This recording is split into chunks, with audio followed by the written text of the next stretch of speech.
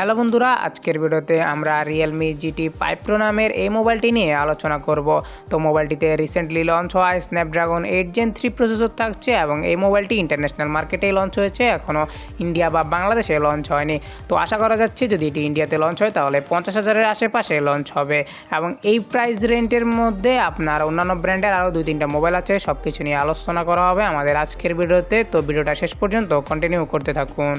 Hello বন্ধুরা, কেমন আছেন সবাই? আশা করি সবাই অনেক ভালো আছেন। স্বাগতম জানাই আপনাকে আমাদের নতুন আরেকটি ভিডিওতে। তো বেশি কথা না বাড়িয়ে চলুন ভিডিওটা শুরু করা যাক। তো প্রথমে আমরা আনবক্সিং দিয়ে ভিডিওটা শুরু করি। তো প্রথমে বক্সটা ওপেন করলে আমরা এখানে একটা বক্স দেখতে পারবো। এই বক্সটার ভিতরে রয়েছে একটা কেসটা খুবই প্রিমিয়াম ছিল, খুবই সুন্দর ডিজাইন। এরপরে থাকছে একটা সিম কার্ড টুলস এবং কিছু ডকুমেন্টস। এরপর যদি দেখি আমরা USB type A to C কেবল থাকছে এবং 100 ওয়াটের একটি চার্জার থাকছে।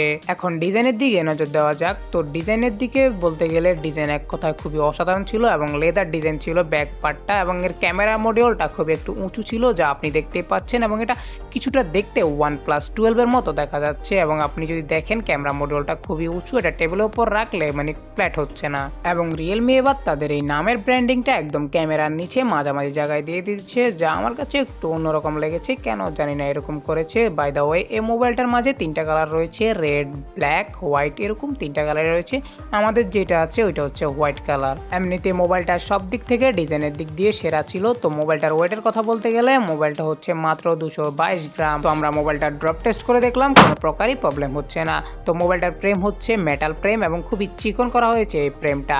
মোবাইলটার পোর্টস এবং বাটনের কথা বলতে গেলে নিচে রয়েছে SIM card tray, microphone, USB type C port এবং এখানে রয়েছে স্পিকার গ্রিল। রাইট সাইডে থাকছে ভলিউম আপ ডাউন বাটন এবং পাওয়ার বাটন।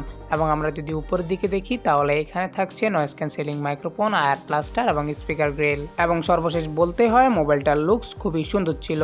এবং আরেক কথায় বলতে গেলে এর ডিসপ্লে খুবই সুন্দর, কার্ভ ডিসপ্লে ছিল, তাই সাইডের বেজেল ছিল না। উপর নিচের বেজেলও খুবই ন্যানো, খুবই চিকন করা হয়েছে, যা খুবই সুন্দর দেখাচ্ছে।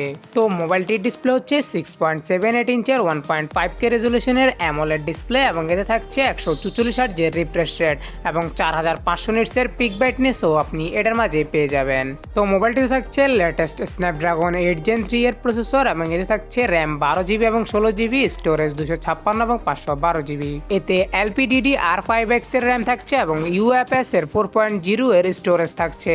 মোবাইলটিতে আরও থাকছে 5400 mAh এর ব্যাটারি এবং 100 ওয়াটের ওয়্যার চার্জার এবং 50 ওয়াটের ওয়্যারলেস চার্জিং সাপোর্টও এটার মাঝে থাকছে।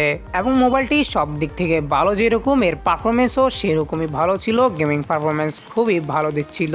এবং মোবাইলটিতে থাকছে Realme UI 5.0 এবং এতে থাকছে Android 14-এরও আপডেট। এখনকার সময়ে AI জগতে এসে আর কিছু অসম্ভব বলে কোনো কথাই নেই। মোবাইলটিতে তো পেস আনলক থাকছে, এখন আপনার হাত স্ক্যান করেও মোবাইলটা আনলক হবে।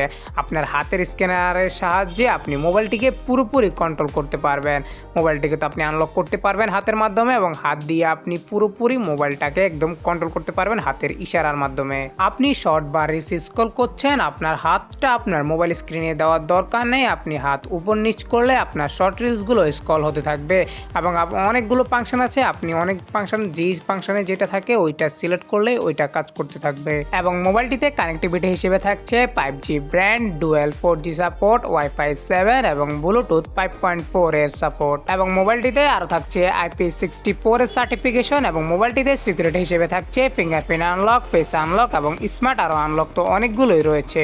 মোবাইলটিতে USB টাইপ সি পোর্ট যেটা থাকছে ওইটা তো হচ্ছে USB 3.2 Gen 1 এর, এবং এটা দিয়ে আপনি সর্বোচ্চ 10 Gbps এ আপনার ডাটা ট্রান্সফার করতে পারবেন। মোবাইলটির মাল্টিমিডিয়া ভিউ এক্সপিরিয়েন্সের কথা বলতে গেলে মোবাইলটির মাল্টিমিডিয়া ভিউ এক্সপিরিয়েন্স খুবই ভালো ছিল। এবং আর হ্যাঁ, মোবাইলটিতে ডলবি অ্যাটমসের সাপোর্ট থাকছে, ডুয়েল স্পিকার, স্টেবল স্পিকারও থাকছে মোবাইলটিতে। তো এখন মোবাইলটির ক্যামেরা সেকশনের কথা বলা যাক। তো মোবাইলটিতে মেইন ক্যামেরা হচ্ছে 50 মেগাপিক্সেলের এবং আরেকটা থাকছে 50 মেগাপিক্সেলের 3x জুম ক্যামেরা এবং আরেকটা থাকছে 8 মেগাপিক্সেলের আল্ট্রা ওয়াইড ক্যামেরা। আর হ্যাঁ, এতে সনির টেলিফোটো ক্যামেরা ব্যবহার করা হয়েছে, যা 3x জুমের জন্য খুবই ভালো। আর হ্যাঁ, মোবাইলটির মেইন ক্যামেরার ডিটেলস, কালার সবকিছুই ভালো ছিল। ছিল। আর মোবাইলটি দিয়ে আপনি 100x পর্যন্ত জুম করতে পারবেন। তবে মোবাইলটি দিয়ে যদি আপনি 100x জুমের ফটো ক্লিক করতে চান তাহলে আপনার পিক্সেল রেজলিউশন অতটা ভালো আসবে না, একটু ব্লার হবে ফটোটা। যেমন আপনার স্যামসাং S23 আলট্রা বা iQ12 ওইগুলো ফোন যেরকম ভালো, এটা অতটাও ভালো পারফরমেন্স দেয় না। আর হ্যাঁ, ফ্রন্ট ক্যামেরার কথা তো বলাই হলো না। ফ্রন্ট ক্যামেরা হচ্ছে 32 মেগাপিক্সেলের এবং আপনি মোবাইলটির রিয়ার ক্যামেরা দিয়ে 8K 24 FPS এ ভিডিও শুট করতে পারবেন এবং 4K তেও ভিডিও শুট করতে পারবেন। এবং এক তথ্যসূত্রে জানা গেছে Realme 12 যেটা আসছে ওইটার মাঝে ক্যামেরার মধ্যে পেরিস্কোপ জুম ক্যামেরা থাকছে। এবং মোবাইলটির আন্তর্জাতিক স্কোরের কথা যদি বলতে যায় তাহলে এটি 2 মিলিয়নের আশেপাশে হয়ে যায়। তো মোবাইলটির ইন্ডিয়ান প্রাইস আশা করা যাচ্ছে 45 থেকে 50 হাজারের আশেপাশে হবে।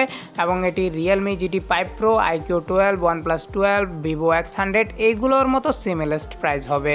তো আপনার কাছে কিরকম লাগলো মোবাইলটির ডিজাইন, পারফরমেন্স সব দিক থেকে আপনার কাছে কিরকম লাগলো তা আমাদেরকে অবশ্যই জানাতে ভুলবেন না। তো আজকে এই পর্যন্তই, দেখা হবে পরের কোনো ভিডিওতে। সে পর্যন্ত ভালো থাকবেন, সুস্থ থাকবেন। আর হ্যাঁ, ভিডিওটি যদি একটু হলেও ভালো লেগে থাকে তাহলে আমাদের এই ভিডিওতে একটি লাইক করে দেবেন এবং এরকমই ইউজফুল ভিডিও পেতে আমাদের চ্যানেলটিকে এখনই সাবস্ক্রাইব করে রাখুন। ধন্যবাদ।